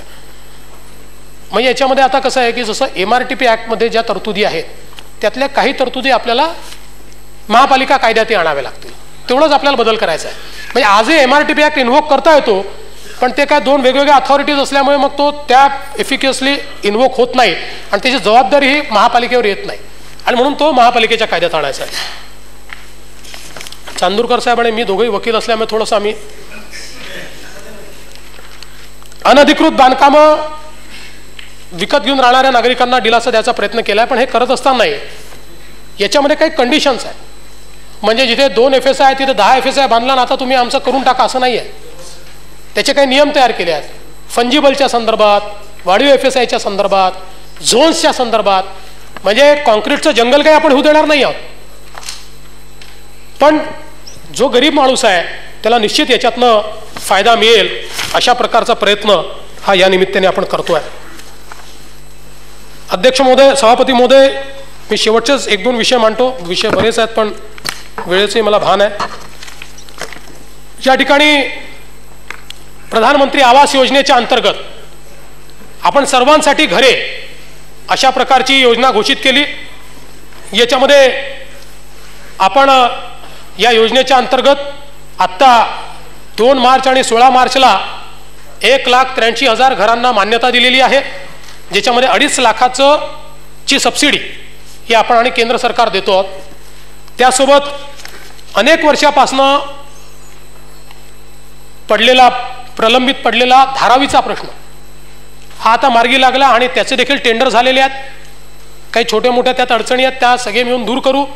पण त्याचे टेंडर झाले आहेत आणि टेंडर काढायच्या वेळी जवळजवळ सगळ्या लोकप्रतिनिधींना त्या भागातल्या आम्ही विश्वासात घेतलं आणि बऱ्यापैकी त्याच्यावर एकमत हे आम्ही घडवलं आहे. BDD चाळीच्या पुनर्विकासाचा देखील निर्णय आम्ही केलेला आहे. आणि मुंबईचा जो विकास आराखडा आहे, आज अपेक्षा अशी आहे की आपल्याला जर मुंबईमध्ये 11 लाख घरं मुंबई आणि MMR मध्ये तयार करायची असतील तर मुंबईच्या विकास आराखड्यामध्ये शक्ती आहे. कारण मुंबईच्या विकास आराखड्यामधलं जे पोटेन्शियल आहे हे जर आपण परवडणाऱ्या घरांकरता अनलॉक केलं आणि शेवटी व्हॅल्यू जमिनीची आहे, ती व्हॅल्यू ही जर आपण मार्जिनलाइज करू शकलो तर खरी अफोर्डेबल घरं आपण देऊ शकू. म्हणजे हे मला मुंबईत येऊनच कळलं की 60 लाखाचं घर हे अफोर्डेबल असतं काही लोकांकरता. हे पण ते नाही, खरं अफोर्डेबल घर जे आहे ते अफोर्डेबल घर जर द्यायचं असेल तर या विकास आराखड्याच्या माध्यमातून आपल्याला ती स्पेस उपलब्ध करावी लागेल. आणि मला विश्वास आहे की निश्चित विकास आराखडा जेव्हा येईल, महानगरपालिकेसमोर येईल, त्या संदर्भातली कारवाई ही त्यात होईल आणि मुंबईमध्ये अफोर्डेबल हाऊसिंगच्या संदर्भात एक मोठं काम आपल्याला करता येईल. एक आपले जे गिरणी कामगार आहेत त्यांच्या घरांच्या संदर्भातला विषय, मी त्या दिवशी सभागृहात सांगितलं होतं की त्याच्या किमतीच्या संदर्भात लवकर त्यांची बैठक घेऊन आम्ही किंमत निश्चित करू आणि त्यात काही फार फरक पडेल असं मला वाटत नाही. जी काही मागच्या वेळेस होती त्यातनंच जे कन्स्ट्रक्शन किंवा कॉस्ट आहे त्याच्यातच आपण ते करायचा प्रयत्न करू. म्हाडातर्फे 2660 घरांकरता एप्रिल 2016 आम्ही लॉटरी काढू आणि MMRDAच्या मार्फत 2400 घरांकरता जून 2016 आम्ही लॉटरी काढू. आणि हे 2400 का झाले तर आपल्याला माहिती आहे की तिथे 160 फुटाचंच घर आहे म्हणून आपण 2 घर जॉईन करून त्यांना देतो आहे. नाहीतर हे 4800 घरं होते पण त्याच्याऐवजी 2400 घरं आपण करून त्यांना आपण असा निर्णय केला की किमान 320 फुटाचं तरी घर हे गिरणी कामगाराला द्यायला पाहिजे. त्याचबरोबर ग्रामीण भागातल्या जे आपल्या वेगवेगळ्या योजना आहेत, इंदिरा आवास योजना असेल, रमई आवास योजना असेल, शबरी आवास योजना असेल, यावर्षी अध्यक्ष महोदय या सगळ्या योजनांच्या माध्यमातून 1,31,000 घरं आपण पूर्ण केली आहेत. आणि मला विश्वास आहे आता आपण स्पेशल सेल तयार केला आहे आणि जमिनी उपलब्ध करून द्यायला देखील आपण वेगळी व्यवस्था केली आहे. त्यामुळे यावर्षी तर याहीपेक्षा जास्त घरं आपण असा निर्णय केला आहे की किमान ग्रामीण भागात राहणारा एकही दलित बांधव, एकही आदिवासी बांधव हा 2019 नंतर बेघर राहू नये आणि त्याचं नियोजन आपण केलेलं आहे. आपली योजनाच आहे ना घरकुल. नाही हो, कुठलीच बंद नाही केली. कोणी बदलवलं मला माहिती नाही. मी मुख्यमंत्री राज्याचा आणि नाव बदललं मला माहित नाही. काय चाललं काय? तुम्ही तुमच्या काळात बदललं का सर? आपल्या प्रकाशला जरा थोडं ट्रेनिंग द्यावं लागेल.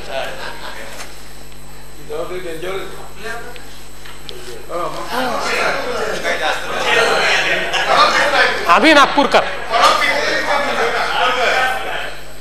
आपल्या माहिती करता अमरसिंगजी ते राजकारणात नव्हते, मी राजकारणात नव्हतो तेव्हाची माहिती आमची.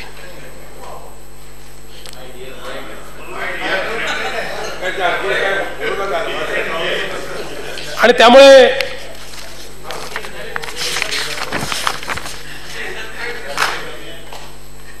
सभापती महोदय या ठिकाणी वेगवेगळ्या खात्यांच्या संदर्भात अनेक मुद्दे उपस्थित झाले. मराठा आरक्षणाच्या संदर्भात मुद्दा उपस्थित झाला, धनगर आरक्षणाच्या संदर्भात मुद्दा उपस्थित झाला, खरं म्हणजे मुस्लिम आरक्षणाच्या संदर्भात मुद्दा उपस्थित झाला. मराठा आरक्षणाच्या संदर्भात तुम्ही आम्हाला प्रश्न विचारायचा की आम्ही तुम्हाला प्रश्न विचारायचा? 15 वर्ष सरकार तुमचं होतं, आरक्षणाची मागणी होती, कायदा तयार करता आला असता, नाही केला. लोकसभेच्या निवडणुकीमध्ये नाही घेऊन घ्या ना. लोकसभेच्या निवडणुकीमध्ये प्रचंड मोठा पराभव झाल्यानंतर मराठा आरक्षण आपल्याला आठवलं तरी कायदा करता आला असता. रणपिसेचा आपल्याला कायदा समजतो, नाही केला कायदा. अगदी जाता जाता वेळेवर तुम्ही एक ऑर्डिनन्स काढला. त्यामुळे तुमची किती मानसिकता मराठा समाजाला आरक्षण द्यायची होती जाऊ द्या, मी शंका घेत नाही कोणावरच. आम्ही सरकारमध्ये आल्यानंतर उच्च न्यायालयामध्ये केस सुरू असताना देखील आम्ही त्याला कायद्यामध्ये रूपांतरित केलं. मराठा आरक्षणाचा कायदा हा आमच्या सरकारने केला, तुमच्या सरकारने नाही केला. आणि मला विश्वास आहे आपण कोर्टात लढतो. आपण ऑल पार्टी एक कमिटी तयार केली आहे. कशाकरता केली आहे? त्याचं मॉनिटरिंग करण्याकरता. खालचे विरोधी पक्षनेते त्याच्यामध्ये आहेत, अनेक सगळे म्हणजे मला वाटतं दादा त्याच्यामध्ये आहेत, असे सगळे तावडेजींच्या अध्यक्षतेखाली ती आपण केली आहे. आणि मराठा समाजाला आरक्षण मिळालं पाहिजे याकरता आता ही समिती वेगवेगळे पुरावे जे कोर्टाने ज्या ग्राउंड्सवर नाकारलं आहे ते सगळे पुरावे जमा करते. आणि मला एक गोष्ट समजत नाही, आपली सगळ्यांची मानसिकता आहे काय कोर्टात होईल ते बघू ना. आणि तुम्ही जर त्याच मानसिकतेचे, आम्ही जर त्याच मानसिकतेचे आहे तर तुम्ही सूचना द्याल, आम्ही त्याप्रमाणे कायदा आणू, काही अडचण नाही आहे. याच्यावर राजकारण कशाला पाहिजे? नाही, याच्यावर राजकारण मला एवढंच सांगायचं आहे धनंजय मुंडेजी, हा राजकारणाचा विषय करू नका. केला तर हा प्रश्न प्रत्येक वेळी येईल की 15 वर्षात कायदा का आणला नाही. आपण सगळे एकत्रित मिळून, आमची प्रामाणिक भूमिका आहे मराठा समाजाला आरक्षण देण्याची आणि त्या संदर्भातली कारवाई ही आपण मिळून करणार आहोत. धनगर समाज, खरं म्हणजे सभापती महोदय, मी आपल्या अनुमतीनं केवळ या ठिकाणी एवढंच सांगतो, म्हणजे हा काही आपल्या अधिकारांवर माझा काही घालाबिला नाही बरं, केवळ आपल्याला लक्षात आणून देतो की धनगर समाजाच्या आरक्षणाच्या संदर्भात मागच्या अधिवेशनात अतिशय सविस्तरपणे काय फॅक्ट्स आहेत, काय परिस्थिती आहे, ही सगळी मांडली कंप्लीट. आणि तरी देखील आता या अधिवेशनात पुन्हा तोच मुद्दा पहिल्या क्रमांकावर. याचा म्हणजे आपल्याला नाही, मी कुठे म्हणतोय की तो तुम्ही काय फिक्सिंग करून आणला, असं थोडी होतं काय आपल्या इथे. या सभागृहात थोडी फिक्सिंग होतं. हे सभागृह नियमाने चालतं, इथे कम्प्युटरनी बॅलेट निघतं, त्याच्यामुळे ते मी इतके वर्ष विरोधी पक्षात राहिलो आहे ना, मी काय कसं लावून घ्यायचं हे मलाही माहिती आहे, पण इथे फिक्सिंग नाही होत एवढंच निश्चित सांगतो. म्हणजे जुने असो आताचे असो, सभापती की अध्यक्ष असो, हे नियमानेच चालतात. आपण लोक काही थोडं बहुत म्हणजे आपल्या कामाकरता कोणाला पटव वगैरे करून थोडंसं करतो, पण ते काही नियमबाह्य नाही करत. तर प्रश्न असा आहे की या संदर्भात खरं म्हणजे आता आवश्यकता काय होती? आवश्यकता अशी होती की सगळे पुरावे नीट त्या समितीसमोर मांडले पाहिजे, त्या समितीची चर्चा केली पाहिजे, रेकॉर्डवर सगळं आपलं आणलं पाहिजे. हे नाही करत आपण काय करतो? पुन्हा एकदा राजकारणाकरता या ठिकाणी तीच चर्चा नव्याने उपस्थित करतो. माझी विनंती आहे, पुन्हा तुमची ना आमची प्रामाणिक इच्छा आहे ना, एकत्रित प्रयत्न करू ना, काय अडचण आहे? शेवटी जोपर्यंत संविधानिक प्रक्रिया पूर्ण होणार नाही तोपर्यंत आरक्षण मिळू शकतं का? नाही मिळू शकत. ती प्रोसेस पूर्ण करावीच लागेल. एक अहवाल हा जर केंद्र सरकारच्या पटलावर देता येत नाही असा असेल तर नुसती शिफारसीतनं पाठवल्यानंतर चांदोरकर साहेब ती शिफारस मान्य होऊ शकेल का? त्याच्यासोबत दुसरा अहवाल तर पाठवावाच लागेल. त्यामुळे मला असं वाटतं की याच्यावर राजकारण करायच्या ऐवजी आपण सगळे मिळून त्या कमिटीला जे काही पुरावे आहेत ते पुरावे देऊ, त्याचा रिपोर्ट तयार करू आणि तो आपण पाठवू. आणि म्हणून सभापती महोदय, या निमित्ताने त्या संदर्भातली भूमिका मी आधीच या सभागृहात स्पष्ट केली आहे, अजून काही नव्याने सांगण्याची आवश्यकता नाही आहे. मी एवढंच सांगतो सभापती महोदय, एक अत्यंत अडचणीच्या काळातनं राज्य जात आहे. हे जात असताना अनेक प्रयत्न आम्ही करतो.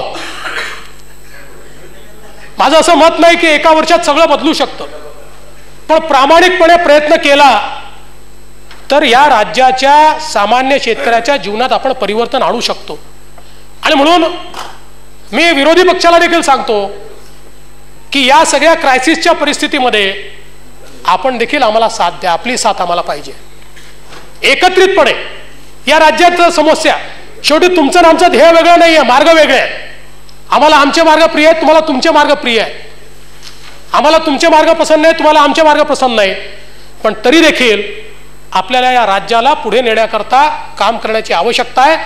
या क्रायसिसच्या काळामध्ये आपण एकत्रितपणे काम केलं पाहिजे आणि त्याकरता विरोधी पक्षाची देखील मी मदत मागतो. आणि हे सांगत असताना एवढंच सांगतो की प्रयत्न करतोय, करताना काही चुकेल, एखाद्या ठिकाणी पराभव होईल, एखाद्या ठिकाणी विजय होईल, पण सभापति महोदय, ठोकरे खाता हूं पर शान से चलता हूं। मैं खुले आसमान के नीचे सीना तान के चलता हूं। मुश्किलें तो साज है जिंदगी का, आने दो, उठूंगा, गिरूंगा, फिर उठूंगा और आखिर में जीतूंगा मैं ही, ये ठान के चलता हूं। प्रश्न असा आहे की राज्यपालांनी केलेल्या अभिभाषणाबद्दल आम्ही या अधिवेशनाकरता जमलेले महाराष्ट्र विधान परिषदेचे सदस्य त्यांचे मनपूर्वक आभार मानतो। अनुकूल असतील त्यांनी होय म्हणावे, प्रतिकूल असतील त्यांनी नाही म्हणावे। होयचे बहुमत आहे, प्रस्ताव संमत झाला।